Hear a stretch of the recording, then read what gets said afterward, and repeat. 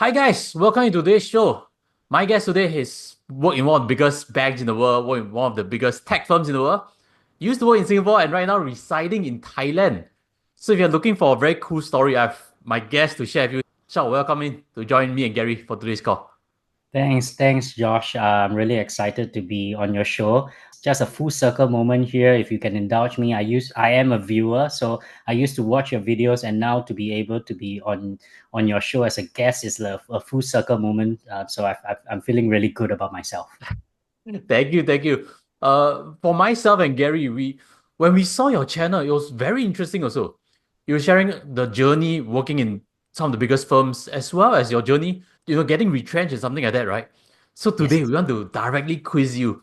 And maybe we can start by hearing a bit on your journey. How has your career built along these years? And maybe you can discuss spicy stuff like, salary. I think everybody can pick a point or two from there. Sure. So maybe I'll just start off by introducing myself to your audience. My name is Shao. I currently run a YouTube channel named after myself, Shao Chun. And the topics that I talk in my channel is circles around this theme, which I call the 9 to 5 millionaire mindset, which I strongly believe, especially in Singapore, since most of our viewers are in Singapore, that through hard work and through playing the corporate ladder game, it is possible to achieve financial freedom purely from a corporate standpoint. I think currently the popular message out there is that we need to have multiple side hustles. We need to come from a wealthy family, or we need to start our own business to become financially free. But I really believe, especially in Singapore, which I can share a little bit more later, there are opportunities that even if as a corporate employee, without owning any business, you can become financially free. So that's where I strongly believe, and it is mirrored through my career journey as well. So I am from Singapore. I studied in Singapore. I work primarily in Singapore, with the exception of working briefly in Hong Kong and San Francisco for a while, but always in Singapore. And I graduated in 2010 from NTU. And 2010 is right after the financial crisis. Seeing how finances is such a big topic and how people's lives could be upended, including my own family, we were almost declared bankrupt. So having that memory, why I'm just like yourself, Josh, I'm very passionate about personal finance, and I seek out different ways to actually improve on my own situation. Oh, then you graduated, and the first job, from what I saw from your video sharings, were in a bank. Yes. So that was a good timing to enter because after the global financial crisis, things were re-germinating, is it, in the banking sector, and that's how you Uh, was big Not paycheck. really, not really, because the 2008, the financial crisis, the aftermath was that a lot of these banks were under a lot of regulatory restrictions. So that therefore impacted their profitability. They were also being a bit more conservative. They were under the microscope. So as a fresh grad entering the bank, growing up in Singapore, I always see the banking industry as this glamorous, no holds bar, the sky is the limit kind of career option, and to finally get into it, but to enter in that situation where they just went through their own round of retrenchment, and my company was eventually actually acquired. So I joined Merrill Lynch.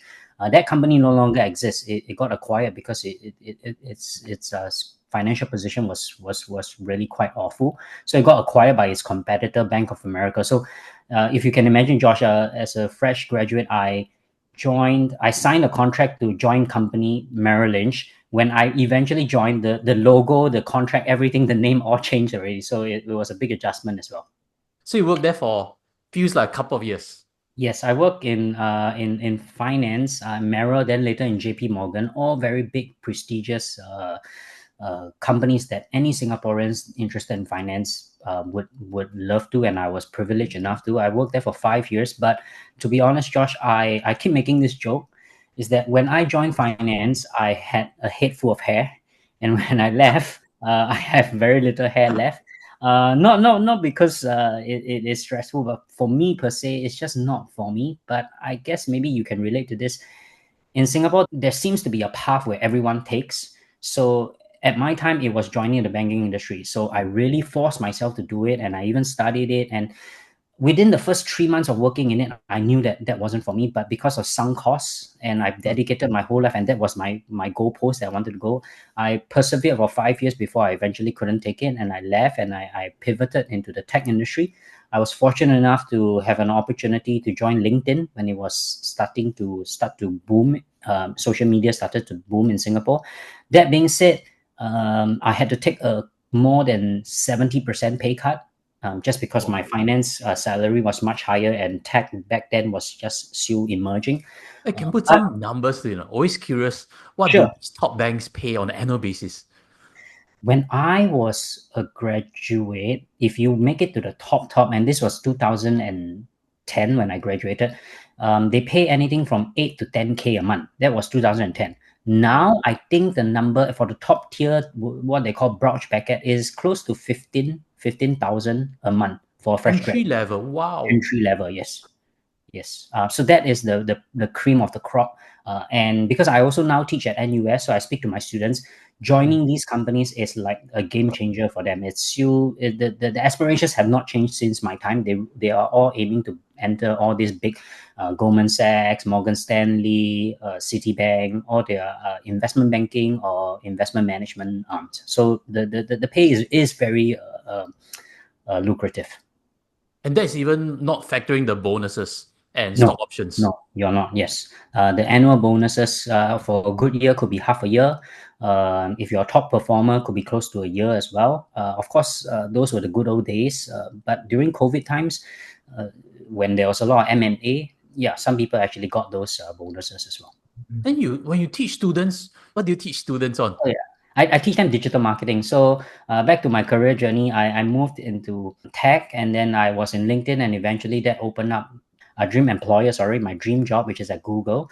And Google, what I do centers a lot of digital marketing. And because Google is such a big brand name, I was able to secure a part-time lecturing role at NUS teaching digital marketing. And also, that was the time where I really started to watch channels like yourself and learn a little bit more, like how do I really improve my personal finance. And side hustle is one of the things, right, that people Mm. talk about. So then I was like, okay, I have a day job at Google. It already pays me a very good salary, which I'm happy to share with you. It's all open. But I was like, okay, how can I, if I have a little bit more energy, if I'm willing to put in a little more, how can I double my income, or how can I like supplement my income? And that was when I thought of pursuing side hustles. But I also tried, and if you see in my YouTube channel, I tried all sorts of side hustles. One of them is being a Grab delivery rider as well. But I realized that's not very scalable. It's very manual. So I thought that, hey, what is one career path or one side hustle or part-time job that I can look for that leverages my skill set and would actually compensate me, and not only not only give me a supplementary income, but also desire to have me. Mm. So working for Google, being a Singapore student coming from the Singapore education system, that's how I was able to position myself a bit differently to NUS to be one of their Mm. external part-time lecturers. And definitely that is something that pays better than other side hustles like Mm. Grab. So that's the essence of it. I have two questions that I would like to check with you. The first part is how to get these opportunities to join big tech. I think many viewers, especially those younger ones who have aspirations to get a great career, maybe you can share some tips on how to find a job opportunity or how to present yourself. And secondly, what kind of pay scale do they really pay? Because Oh. some of us are really curious about that. Okay, sure. Okay, let's talk about the first one. First one, how to join tech, especially big tech. When we think about big tech, I think you're thinking of Google, Meta, Amazon, right? These big companies. The usual career advice that you can find online or you receive from your friends is applicable as well. Make sure your CV is good, blah blah blah.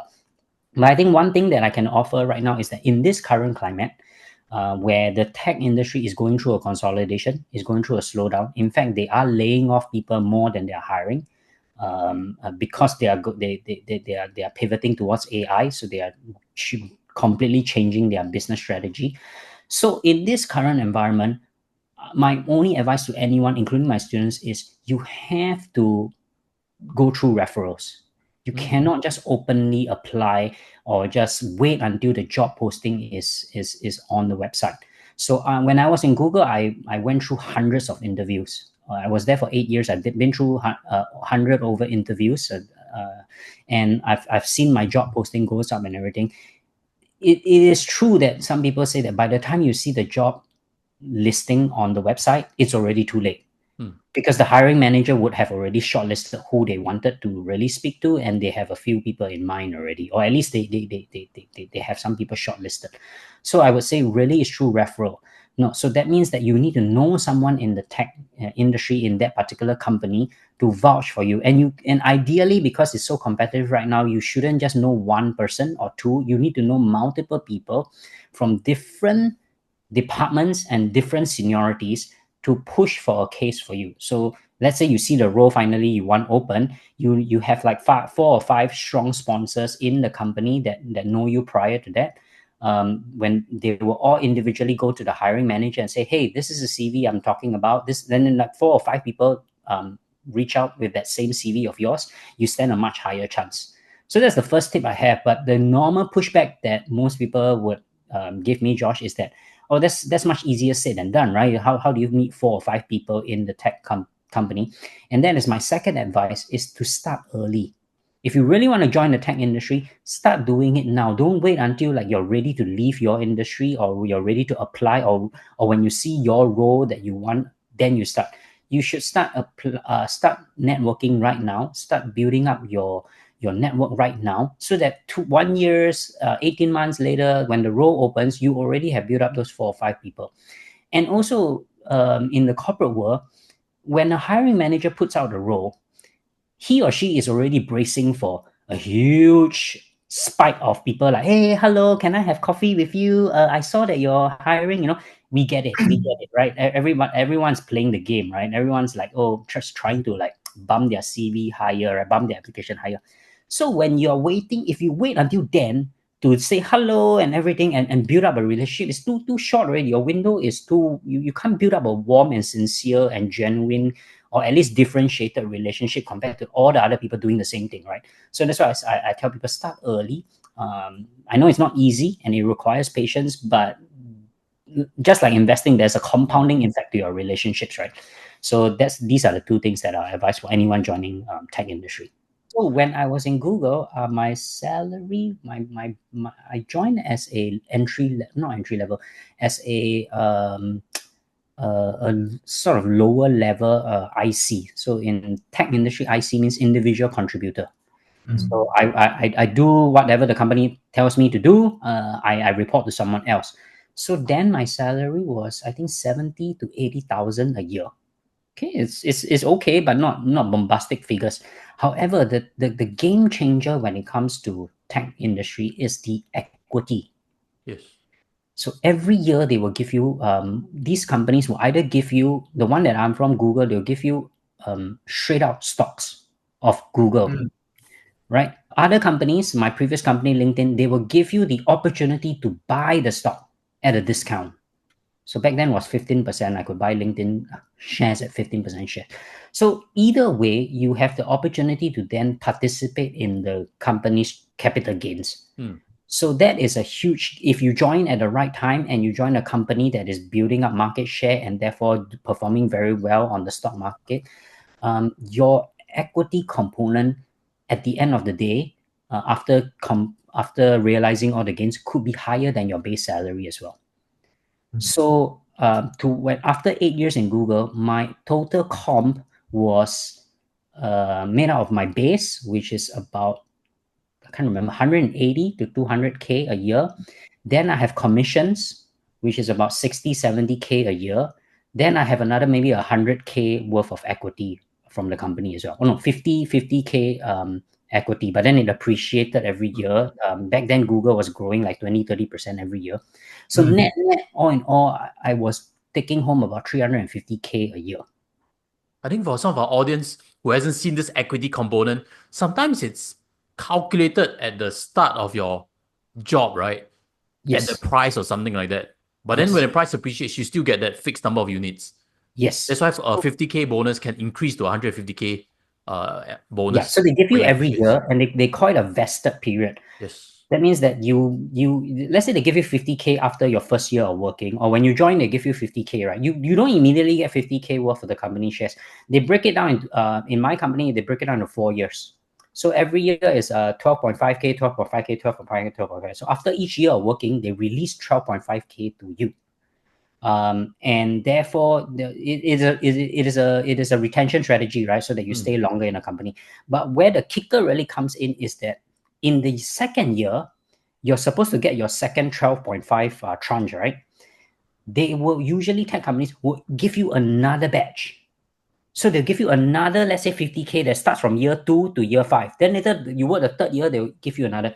And if you get promoted, that 50K will then explode to like 70K. Then the next year will be 100K. So you can see how it exponentially grow. And I know a lot of colleagues, myself included, that because they joined tech industry in the right time at the right role, they are able to be financially free after working maybe 5 to 10 years there.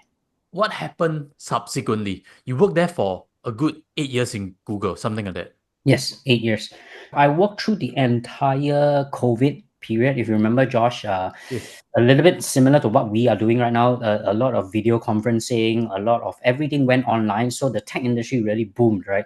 But once COVID ended and all the restrictions, the usage of anything online sort of just drastically declined, right? And everyone wanted to travel and go to Japan or whatever, right? So people were not online or not on Zoom as much. So likewise, Google had to like drastically reduce its forecast as well. Mm. So then eventually it went through a period, and it's still going through a period of layoffs because they are right sizing their companies, and I was impacted as well. So that was a big blow to me.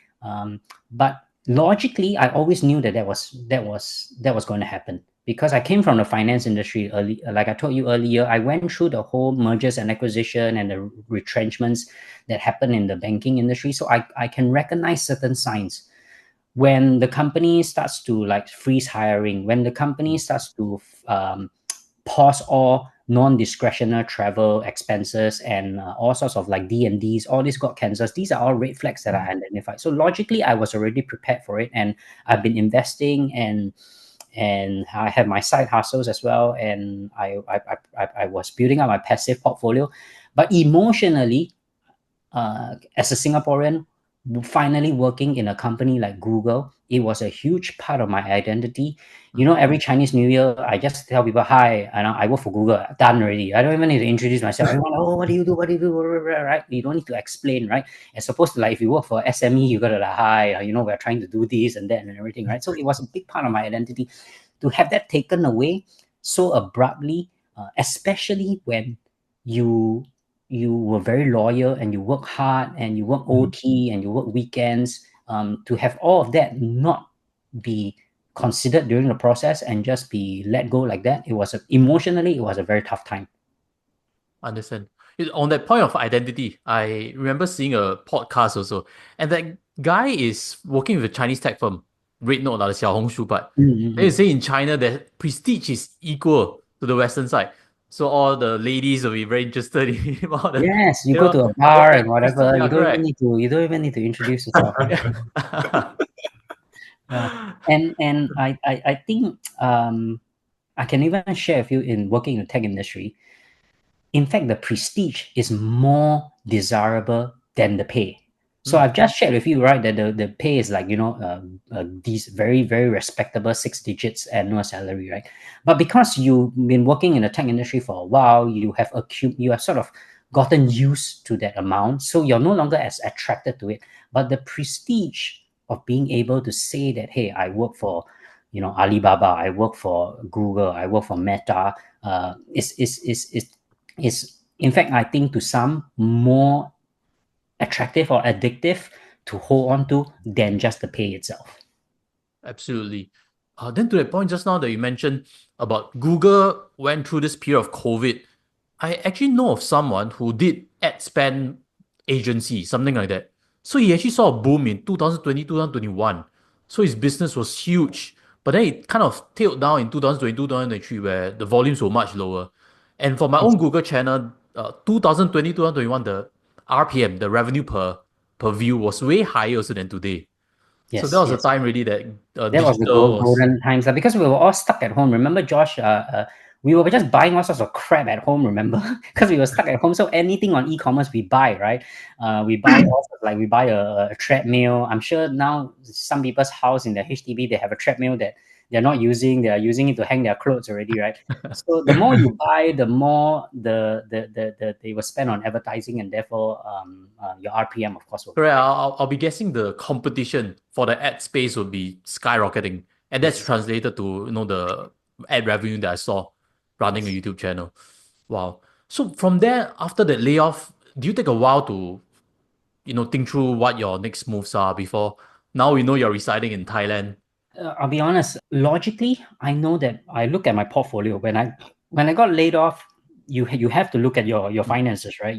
Because essentially you have no inflow, but you have a lot of outflow. You still have the same outflow. So I was calculating and everything, and because of the equity that I got from Google, and because I was doing DCA throughout my entire since graduation, I was doing DCA in the S&P 500. So since 2010 until now, the S&P 500 has appreciated a lot. So mm, logically and financially, I know that I have a huge buffer, and in fact, I could have I can consider myself retired already. mm, Like I don't need to work. I don't need to rush back, or at the very least, I don't need to rush back to working. So financially, I'm very thankful that I took all those steps to build up my passive portion.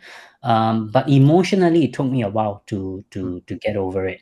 Not only because, like I told you, in terms of the identity part, that is no longer part of it, but and I shared this in one of my not one of my best performing video.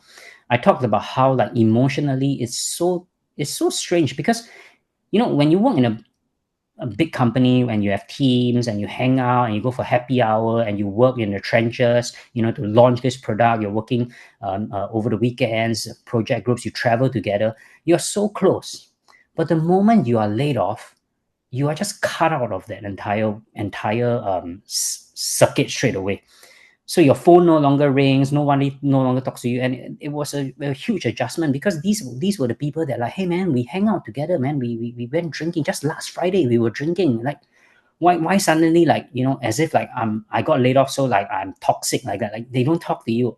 But then later I realized it's a combination of, like, they just don't know how to talk to you, and also honestly, they are also worried of layoffs happening to themselves as well. So that's why it emotionally took me a while to handle it. And when I posted that video, a lot of people all over the world reached out to me, sharing that that's how they feel as well. And funny, I was in the gym in Singapore. When I was still in Singapore, I was in the gym, and a person actually reached out to me while in the gym, and he tapped me, and in the gym, I thought, like, oh, he wants to use the equipment that I was using. So I said, yeah, you can use, because I was on my headphones. Then he's like, no, I want to talk to you. And he actually watched my video, and he went through a layoff as well in a Chinese tech company with Shopee as well. And he went through the same thing as well. So I think uh, we, we, we all been, when it comes to retrenchment, we all know how to handle it, or at least we know what to do to prepare for it financially, right? It's 3 to 6 months emergency funding.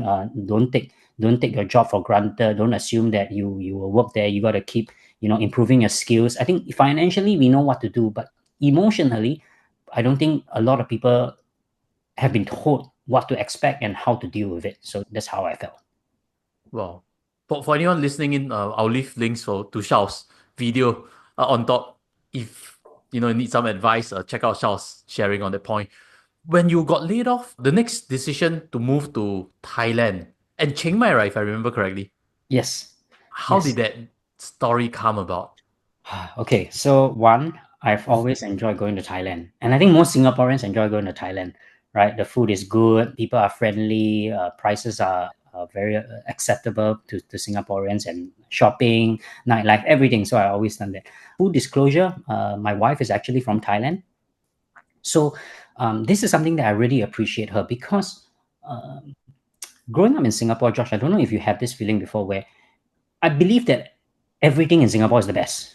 So Mm, getting a job is the best. Buying a property in Singapore is the best. Everything is, and by and large, a lot of it is true. But then because of that mentality of prioritizing, having this home market bias, I sort of shut out the rest of the world in terms of having a potential life there or like exploring outside of Singapore. And because I married a non-Singaporean, my wife would therefore always say that, hey, you really, this is nice, this is safe, this is comfortable, but there's actually other aspects of life for you to explore and experience as well. And then I would say like, yeah, I know. I work in Hong Kong before. I work in San Francisco before. I know. But that is me working. So when I go down there, when you go to a country on a company attachment, you're going there with a different mindset. You don't visualize yourself enjoying or like really seeing how you could assimilate in the environment. But because of my wife, she really encouraged me. She said, just come, like just stay here. You got nothing to lose, right? You already lost your job already. What else do you want? And at that time, our lease was just coming to an end. We The were Singapore renting a lease. place in Singapore lease, renting a condo in Treasures. I don't know if you know that Tampines, the big Yes, condo, yes. right? Hey, but I'm So surprised you didn't buy a condo as no, home. no, okay. So my own strategy was I always preferred liquid investments. So more than half my take home salary, I put it in the S&P 500, right? Oh, And wow. also, I don't want to position myself to sound like I'm very smart, like or like whatever. But also, when it comes to property, I dare not buy. To be honest, I hesitate. Right, I always say like, "Oh, it's so high. I'll buy next year." Then next year come, then oh, I'll buy next year, next year, next year. Then eventually, I say, "Okay, I don't know when I'll buy already." And also because I didn't marry a Singaporean and I also married late, so property wasn't something that came to me naturally lah. Or to the point I can add a bit, you can still buy the HDB with this new pay arrangement, and you can tap on some government grants. Even if your spouse is foreigner, you can tap on one half of it if you want to have a Ah, foot in without expending too much cash lah. So okay. with And that a is different a pay scale, deal, yeah, right? then you are entitled to grants already. Then it's up to you to tap on it. Okay. Previously, at your pay scale, you couldn't tap on it. But Okay. right now, there are options. Just in case you want to plant some seed in the Singapore market, at least you Yeah, can explore on the option, right? yeah. Okay. I'll look into that. Yeah, Hey, I'm one step at a time. I'm slowly starting to figure out, life after working, life in Thailand now. I don't know whether I can handle like, looking into the real estate segment as well. Okay, Gary, your point at? yeah, but Shao, just a question for you. Is your wife a PR in Singapore too? Yes. Ah, okay. Then that makes sense. Okay. Yeah. Yeah, Then then yeah, like what Josh mentioned, then some of all these benefits can be utilized and all. Yeah. That's awesome. That's awesome. So yeah, why Thailand then? Back to your question. When I posted a video of me moving to Chiang Mai, moving to Thailand, right? A lot of viewers all ask why not KL, why not JB? Because it's very similar to Singapore, right? And in fact, it's closer. You will assimilate even faster, and in fact, they speak English, Mandarin, Malay there, as opposed to Thailand. Like they do speak English, but predominantly is Thai. Um, for the first time in my life, I am able to make a non-practical choice. So Mhm. that to me is the definition of financial freedom. Financial freedom to me yes. is not like, oh, you get cash flow, you get dividend coming in, and then you don't need to work. Yes, of course, that is great. But to me, financial freedom is you don't need to keep optimizing for the most practical choice. Because sometimes the most practical choice is not the choice you want or is not the most fulfilling choice. So for me to finally get out of my comfort zone, because if I were to choose JB or KL, yes, it is much more familiar, but it's also like then it's again back to very close to Singapore, right? And in fact, the moment I speak in KL, they know I'm Singaporean. So I would like to go to a place where no one can recognize me. So it was an opportunity to try something completely different and to see how the Thai people approach life, and it is very refreshing. The Thai people, they may not share our ambition in career, in attainment, in accumulation, but their value system in terms of family, in terms of living life and not taking life too seriously and not taking themselves too seriously is something that I'm learning on a daily basis. To this point, on living in Chiang Mai, maybe I can get Gary to ask questions also. Because Gary lives in Bangkok. I'm also thinking, what's the thought process? What Chiang Mai must have some very beautiful scenery. I haven't been there myself. But I thought the most common pick would be in Bangkok. So Gary, you have any questions on? Yeah, when I was watching his videos, right, I got a feeling, and it, correct me if I'm wrong, Shao, it's like your wife must be from Chiang Mai. But the reason why I chose Chiang Mai was because I've been to Bangkok many, many times. Again, the logical, practical decision is to choose Bangkok because it's the most popular and it's the most well-connected and everything. But I thought, like, to me, Bangkok, in some sense, is slowly, not slowly, but very rapidly becoming a very big urban city as well. No different than Singapore. So I thought, like, hey, this is an opportunity to do something completely different. Why not try something not a city area? And Chiang Mai is the complete opposite of Bangkok. It's much more on the countryside. That is closer to mountains. There's in the main city center, I cannot see a building that is higher than 10 stories in the That's main true. city That's center, true. right? Yeah. So in fact, it's 5-6 stories. Even the biggest shopping mall there is only like 5 stories. So it's completely different life. And I went there. And the other thing that I want to share with your audience is it's not a permanent thing. So again, like with my Singapore mindset, right? When I make a decision, at least in Singapore, you make a decision. Okay, who you marry, what BTO to buy, what university to go, and what industry to go to. You're thinking from it from a 10-year perspective or 20 or if forever kind of perspective, right? Right. If I study business or accountancy, or that means that I'm an accountant, right? If I buy this BTO, or that means that this is the area I'm in, right? But when you have that opportunity to like stay in Chiang Mai, and because they don't have so restrictive laws of renting, I'm renting month to month, 30 days. That's the minimum they require. Of course, my renter is higher because I'm renting at a shorter lease, but that gives me the flexibility to change, and that's something that I never had in Singapore.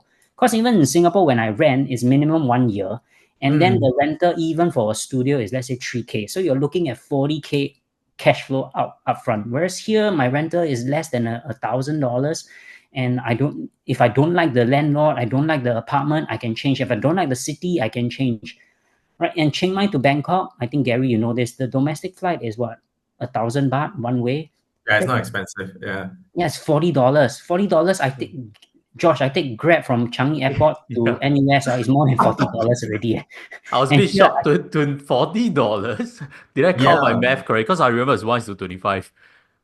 yeah. One of the things is that I saw your video. The condo is very beautiful. You have a good gym, and then you go for breakfast. And I was looking at that, and it was really interesting. And really, for the price that you're getting, is a beautiful condo. To share with you also, likewise, I'm in Bangkok, but I don't stay in the city center Bangkok. I don't like it. We were staying in a condo in the city center. It's like once you turn out from the road, it's all jammed all the way. So I'm staying slightly on the outskirts. Like I always tell Josh that I'm staying in the Tampines of Bangkok. At least I have a bit of expressway to drive the car down and just enjoy a bit. And it's quieter. I got my space, and my compound can run around and so on and so forth. So yeah, I understand where you're coming from. And in fact, you were mentioning that the supermarket is cheaper. The chicken, you actually talk about the chicken. The food quality is actually better than Singapore, and it's pretty cheap. Yeah. Yeah, and that's something I didn't realize. Again, if I look at it from a purely financial perspective, right, then you compare, okay, grocery bills, Singapore, X dollars, then grocery bills in KL or in Thailand is X minus Y. So therefore, that's the logical decision to make, right? Like you can cut down your grocery bills and everything. Then you weigh, right? Okay, your cash flow, outflow, your expenditure goes down, but then your income goes down. So how much of it goes down? Like does it balance off at the end? But when I went to Thailand when I came here and then I started to really slow down, because every time I come to Thailand, I got 10 different things I want to do. I want to go to this mall, that cafe, blah, blah, blah, blah. Now you can slowly go and take your time and shop and cook your own meals. I realized why. I don't know if you have this before, when you go to Japan and you eat the food there, you're like, wow, hey, the fruits taste so good, right? Yeah. Thailand is the same thing as well, because Thailand has a huge agriculture industry. And one thing good about Thailand is that they really respect their farmers. I don't know, Gary, if you feel that way. They really respect what the farmers do, because it's really difficult to grow, and with weather being unpredictable. So they really take care of or at least they respect their own homegrown produce. So that's something that I've never had, because in Singapore everything is imported. So it's always like by the time it comes to our shore, it's not as fresh already. Here, the rice is, in fact, all the rice in Singapore is from Thailand. The chicken, the eggs, Yes. a lot of it is from Thailand as well. So even a simple dish that you make at home, if you are buying the rice, the eggs, the chicken, the fish sauce, the soy sauce, everything is domestically made from nearby.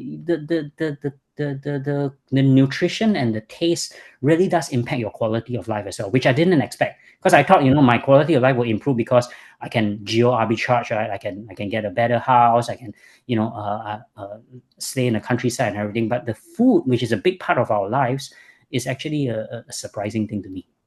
Yeah, exactly. With you're talking about like you're traveling from Chiang Mai to Singapore. Yes, I'm doing the fly in, I fly used to out. do that for 7 years because my family is in Thailand. My wife is working here. So I was Okay. doing every weekend Bangkok to Singapore, and I can resonate with you. Like though it's a 2 hour flight, the door to door will be 6-7 hours, and I'll be so exhausted. Friday night I fly to Bangkok. Sunday night I fly back to Singapore. And back then when there was a COVID, I was so happy. For once, I no need to fly. I was just like staying in Singapore and just resting myself. Yeah. Maybe Yeah. you want to talk a bit about that also? Sure. Maybe Gary, I can add on to your and play on to your sort of case study. You're flying basically on the weekends, right? The weekends you're in Thailand, and then Yeah, weekdays Friday you're in night, Singapore, Friday right? evening. Yeah. And then you go back to Singapore because you're working, right? Yep. Yeah. So this is the difference for me right now, because I'm no longer employed. I'm laid off and I'm financially free. When I fly to Singapore just to work for 4 hours, which is to teach at NUS.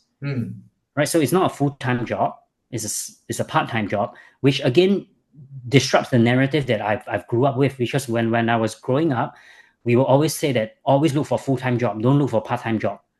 But now the economy is changing with remote working, with a global residence. You can live everything. Part-time job may be relevant to different people. At least for me, it's even more lucrative or more desirable. And Right. I'm going to teach students. That is nothing compared to the corporate world. I feel so energetic, teaching the next generation, helping them, guiding them through the pitfalls and the obstacles of the corporate world. So I know what I have is very unique, and maybe our viewers may not have it exactly, but I hope that what we are sharing here is to actually just start thinking about, like, is there another way?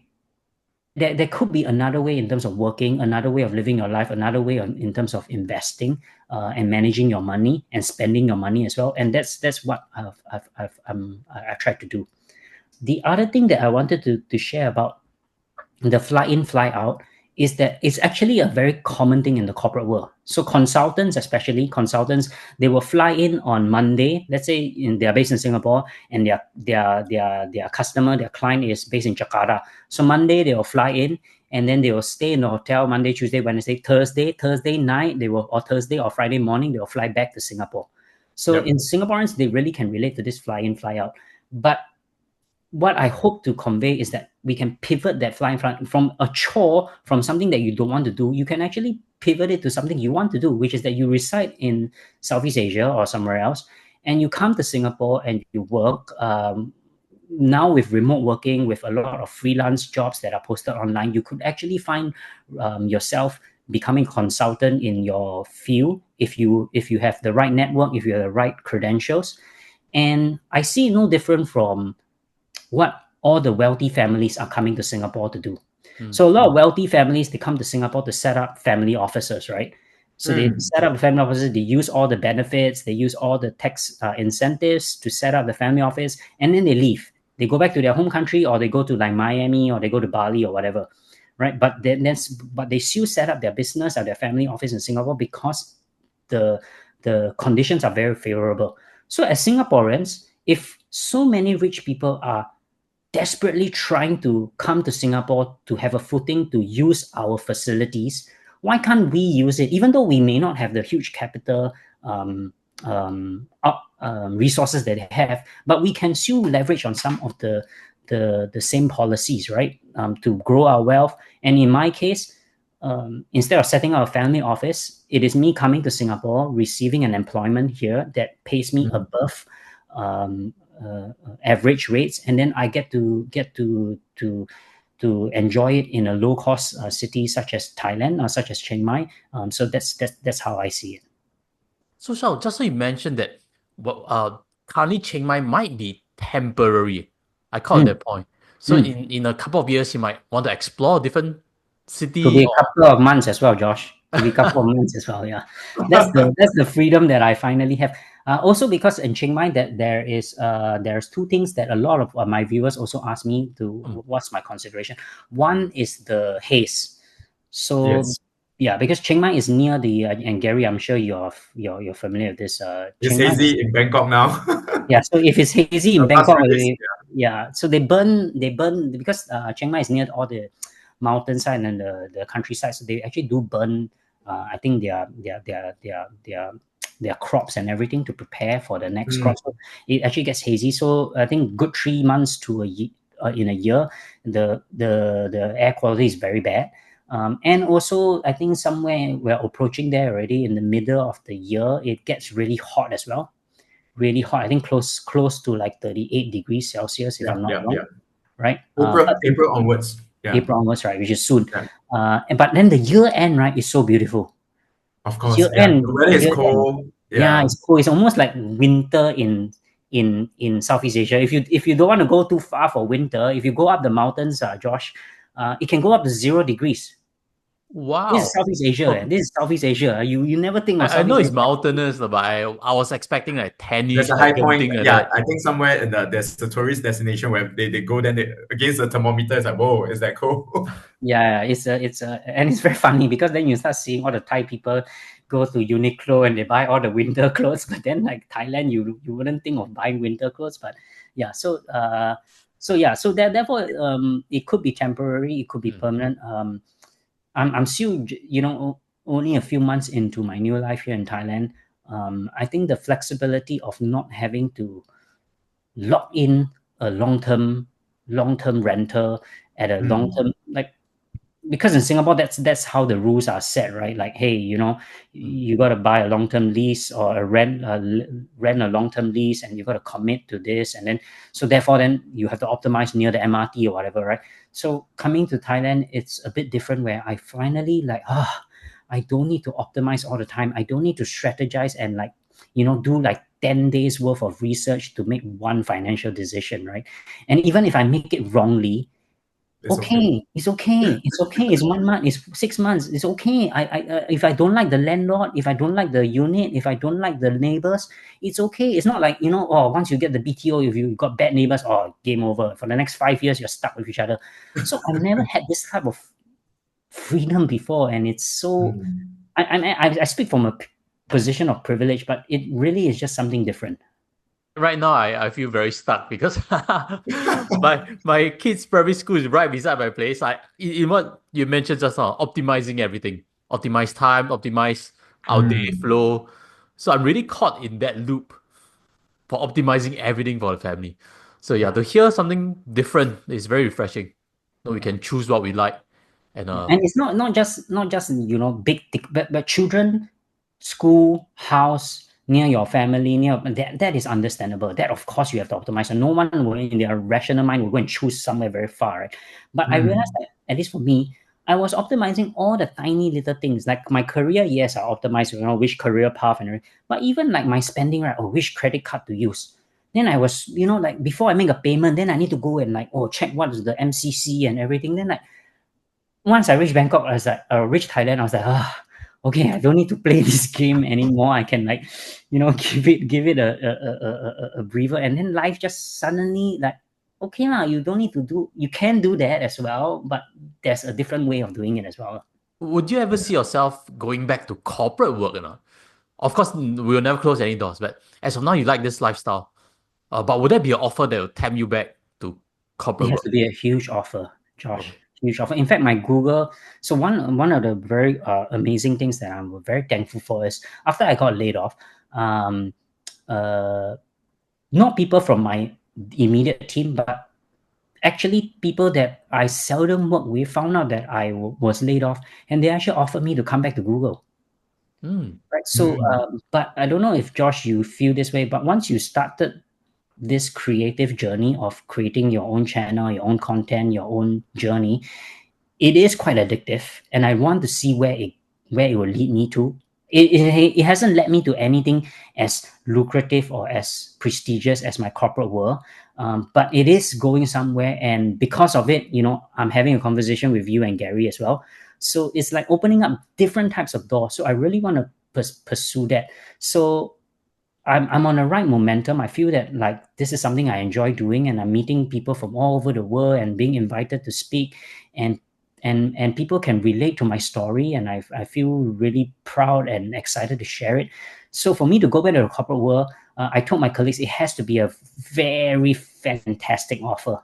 Very fantastic offer. It has to be like many times X of what I used to make for me to go back and commute 2 hours a day.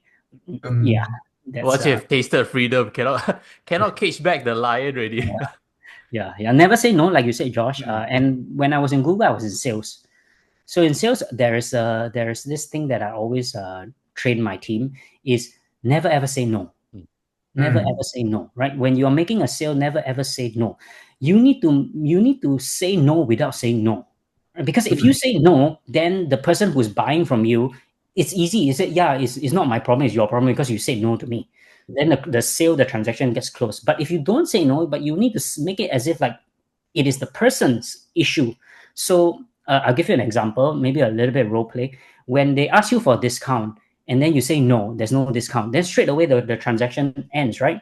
And then the customer can walk away feeling good, right? It's like, oh, I wanted to buy, but then the price is too high and they don't want to give me a discount. But how you can pivot that is saying that instead of saying no, there's no discount, you're saying, why are you buying this for? Oh, you're buying this because let's say it's a product for their wedding, right? You say that, oh, it's for your wedding. Do you want to look good for your wedding? If you want to look good for your wedding, then my product is the right, even though it's expensive.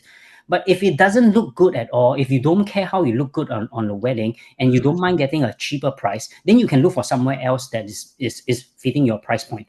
So you don't say no, but you make it sound as if like it's his problem now. It's not my problem that my price is too expensive. So same thing when it comes to going back to the corporate world. I'm not going to say no immediately, like I don't want to because I'm so happy right now or whatever. Then it becomes my problem. Then they walk away easily. I would have to then say that, okay, if you want me to go back, because now I started my own YouTube channel, I have a lot of things. And in fact, the funny thing is YouTube is owned by Google. Yes. Right? So I now know more of the ecosystem than most people in Google because they only sell it, but they don't own it. They don't set it up. So I now know from the creator's perspective. So I have more to offer if you were to offer me a job or Google or any tech company. So it has to be something that's much more meaningful to me, right? And values so come back to me with a much more attractive opportunity. So that's how I have positioned it. I can on that point of being a content creator. When we're in content creation, people recognize us, and that's something quite cool because when I walk along streets, I meet fans. When I go to malls, there are people, hey, you taught me something or you changed my life. Yes, that's something very different from just a normal job. So in terms of content creation, we can reach masses, and we really don't know what kind of how does that make you feel? That's why I've always mentioned that even if there's no more ad revenue, I'll still be doing YouTube videos because the sharing the brings reputation, brings respect. That in financial services, traditionally I don't enjoy that. Yeah, so now people recognize me as oh, you taught me something about finance. Then that really brings a lot of joy. And again, that is not a practical decision, right? That's not a financial decision, right? Because if a financial decision is to work in a full-time job, but then getting that recognition or like the appreciation is a sort of remuneration in a different kind as well. Yes, exactly. It's the feel-good factor that you get when you have earned people's respect. Yes. And maybe one thing I can advocate of this content creation is that when I was in Google and, I would mentor a lot of folks about career, personal branding is very important. Right, in the career, in the corporate world, personal branding is you can work extremely hard, but if no one knows you, you can work every day OT, but you will still be ignored for the promotion, right? So personal branding is very important. So now by creating my own YouTube channel, I'm taking the personal branding to the next level, which is to broadcast it, right? Well, Josh, I'm sure you felt that way. I'm sure your channel has much more momentum and much more track record than mine. But I've only started this for like less than a year, and I'm already getting leads. Like people, hey, can you come and speak at my corporate event? Hey, can you coach my executive team? Like I'm coaching C-level people right now that in my usual day I don't even have access to. In my corporate days, I don't have access to. So really, this personal branding, I highly recommend everyone. Like, it's not just going out there and just talking and showing off and everything. It's really building up a niche, building up a brand for yourself, and it really does wonders for your career. I love that point. To anyone watching, our conversation today, if you have questions for us, leave them in the comment sections. I think today I've covered a few points, which starts from, Shao, how you've gotten a good job that led to building up wealth. Then it gives you that financial freedom, which we're all trying to listen in and see how we can apply to our own lives. Then also lastly, you share about personal branding, which is something I resonate a lot. So anyone that has questions for us, leave in the comment sections. And in a future episode, if Shao, you can join us again, we'll try to address them for each and every one of us. Please, I would love to come back. Thank you so much for listening in, and together we'll see you in the next episode.